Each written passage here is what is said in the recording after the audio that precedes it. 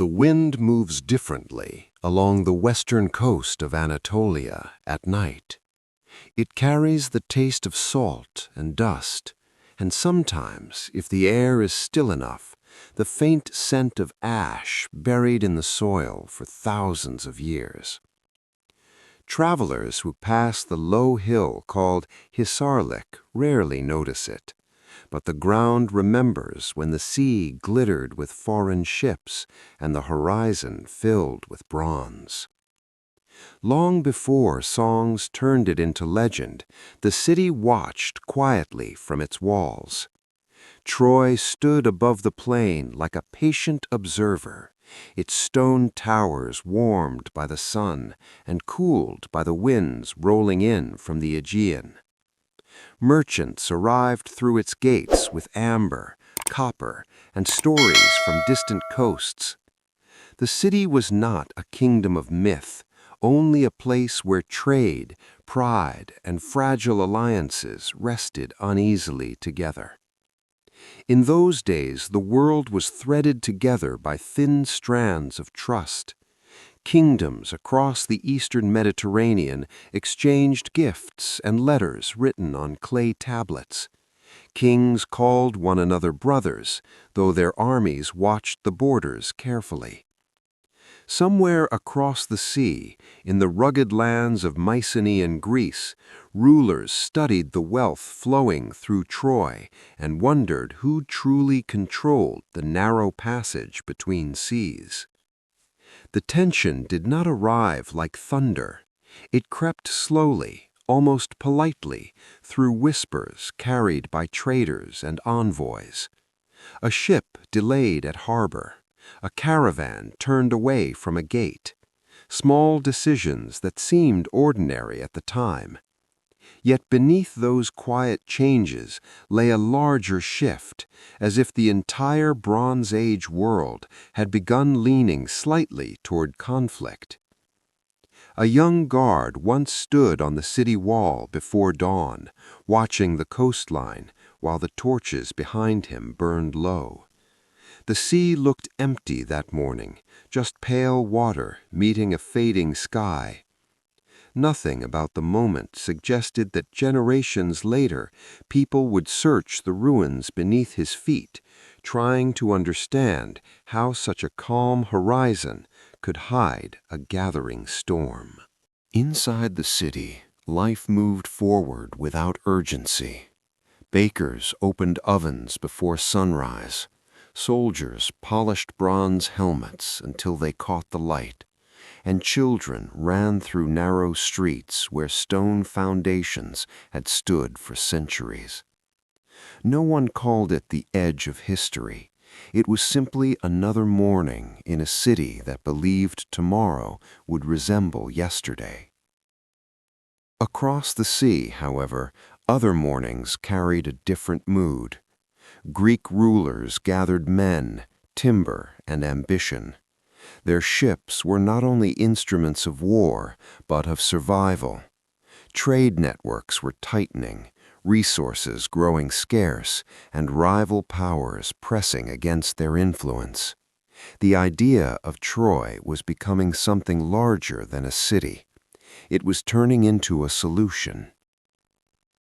The stories told later would speak of love, betrayal, and a stolen queen. Those explanations are easier for memory to carry, but beneath them lay quieter motives that rarely survive in poetry. Control of sea routes, wealth passing through the Hellespont, the slow pressure of kingdoms competing for the same narrow corridors of power. As the years edged forward, the plain outside Troy remained deceptively peaceful. Shepherds guided flocks through tall grass. Farmers cut grain beneath the summer sun. The city's gates opened each morning and closed each night with the same familiar rhythm. Yet somewhere beyond the curve of the sea, fleets were being prepared for a journey that would change the meaning of that quiet routine. And when the first distant sails eventually appeared against the horizon, they did not yet look like the beginning of a legend. They looked like ships, nothing more, moving slowly through the pale morning light toward a city that had no way of knowing how long the world around it was about to burn. The ships did not arrive all at once. They appeared gradually across the water, dark shapes cutting through the early light as if the sea itself were delivering them. At first, the watchers on Troy's walls counted only a few. Then more followed behind the horizon, their sails filling with wind, their hulls creaking beneath the weight of men who had crossed the Aegean for reasons far older than any story. From the towers, the coastline began to change.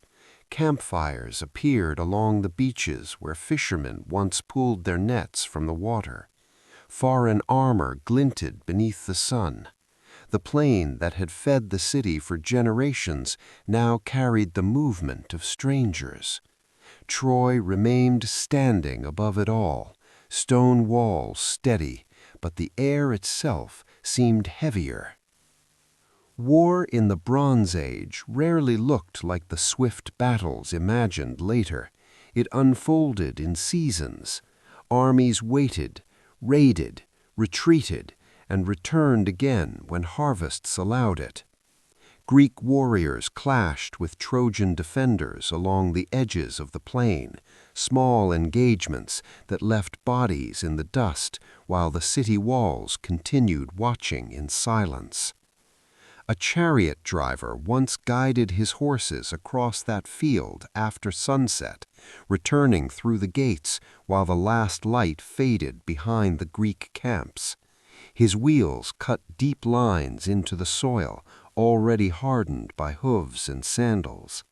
He did not know that centuries later people would argue about names like Achilles or Hector. He only knew the tired silence of men who had seen too much bronze that day. Inside the city, life narrowed into patience. Supplies were counted more carefully. The gates opened less often. Families listened for distant clashes drifting across the plain, the sound arriving like a reminder that the world outside the walls had changed shape. Yet the city endured, stubborn and immovable, refusing to collapse beneath the pressure gathering around it. Across the camps, Greek warriors waded through the same slow passage of time. Fires burned beside rows of ships pulled onto the shore. Armor was repaired again and again. Some men spoke confidently about victory, while others stared toward the distant walls and wondered how long a war could stretch before memory itself began to fade.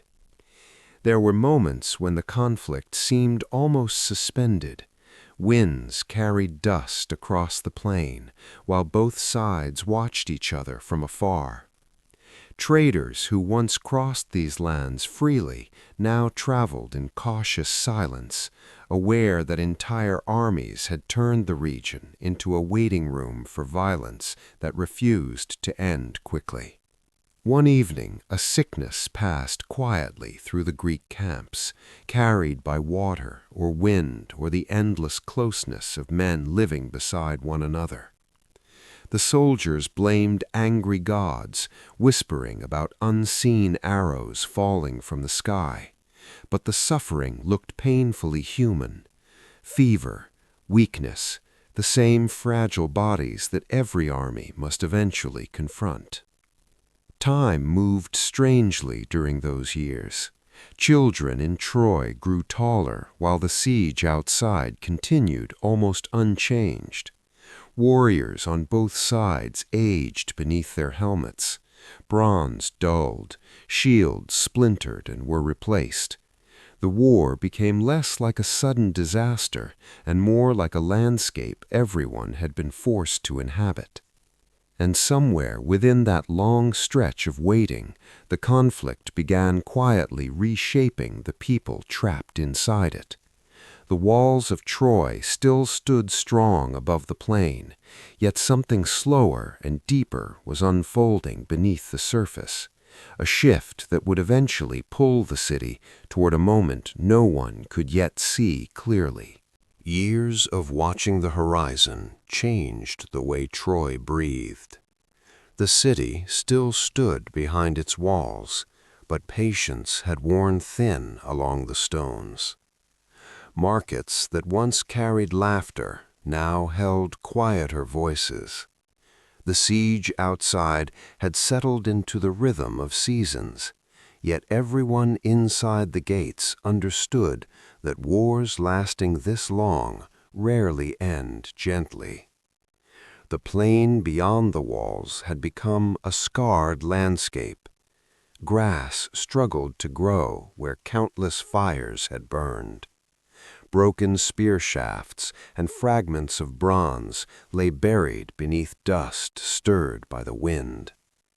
The Greek camps stretched along the shore like a second city made of timber, canvas, and restless ambition. Some evenings, the defenders of Troy climbed the towers simply to watch the distant ships rocking in the harbor. They had memorized the shapes of those vessels over the years. The war had become a strange familiarity, an enemy presence so constant that its absence would feel almost unreal. Then, slowly, something did begin to change. The Greek camps grew quieter. Fires that once dotted the shoreline thinned out night by night. Sailors moved along the beaches with a different urgency, pulling ropes tight and loading supplies. From the walls, it looked less like preparation for battle and more like departure. One morning, the horizon appeared strangely open. Many of the ships were gone, their sails already fading into the distant blue of the Aegean. The plain below the city lay unusually silent. After so many years of tension, the quiet felt unsettling, as if the land itself were holding its breath. Near the abandoned camps stood a structure unlike anything the Trojans had seen before. It rose tall and wooden against the empty shore, a shape both unfamiliar and unsettling. Some said it was an offering left behind in surrender. Others studied it with suspicion, unable to believe that a war lasting so long could end with such a simple gesture. Debate moved through the city like a restless wind. Elders argued in courtyards. Soldiers stared toward the object from the gates. No one could fully agree on what the silence outside the walls meant. After years of fighting, the idea that the enemy might simply vanish seemed almost impossible to accept. That moment of uncertainty carried a strange weight. Victory, if it had arrived, felt hollow and uneasy. People walked through the streets speaking carefully, as though the city had stepped into unfamiliar territory where every decision might echo longer than expected. If you pause here for a moment and listen, the quiet around that wooden shape becomes easier to imagine. A war that had defined an entire generation appeared to be dissolving into stillness. Yet history rarely ends where relief first appears. And as the sun lowered over the plain that evening, casting long shadows across the abandoned camps, Troy stood balanced between hope and something harder to name, a fragile calm that would soon reveal how thin the line between survival and ruin had always been.